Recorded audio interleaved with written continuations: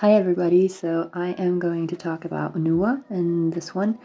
I am not very good at pronouncing any of these names, so if you know how to say them, please let me know. Like, tag me in a short, anything like that. Don't let me just be dumb. So anyway, without further ado, let's get into it. There's a lot of different versions of her legend and her mythology. So I'm going to focus on two versions of her, which is Nuwa as the mother and Nuwa as the savior of humanity. And as I said, there's great variations of these two stories as well. So these are not, the make all break all kind of versions. There are so many different versions because her story is ancient, and so there's been a lot of changes throughout time. But the Nuwa creates human story is a creation story.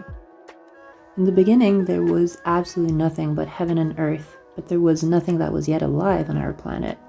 And so Nuwa felt lonely, and as she sat down on a riverbank, she started to play with the clay there. She started creating different animals, and they came alive. And as the days went by, she was entertained by her creations, but she missed someone to talk to, and that's when she started making humans. Eventually, she'd get tired making them all by hand, and so she started using a rope to mass produce them by whipping the rope. Each time she'd collect clay with a rope, she'd eventually flick it, and the blobs became people. She then gave them the ability to reproduce, so she needed to do less work altogether. Those who were made by hand and their descendants would go on to become very important in society, as they were directly molded by the goddess' hands. Then there's the other story, and that's Nuwa and the Pillars of Heaven. After a fight between gods, the losing party was so angry that he lost that he repeatedly smashed his head against one of the heavenly pillars, and it got tilted, and the entire structure started crumbling as if it was off balance, and a huge rift was starting to form, threatening the entire world. A great flood happened as a result, and Nuwa patched the holes in heaven with different colored stones. She used the legs of a tortoise, a really big one, to mend the pillars and save the world. In different versions of this story, she prevented the pillar from falling and heaven from ripping in the first place by putting her own body there. Regardless of the version, however, there are still ceremonies held in her honor to give thanks to her heroic acts. But these are also held in the honor of her twin, who was both her brother and her husband, Fuxi.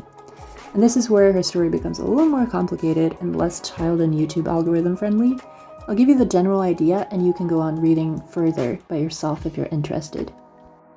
So Nuwa and Fuxi were twins, and after a disaster hit, they were the only ones left on Earth and felt the pressure of repopulating the world.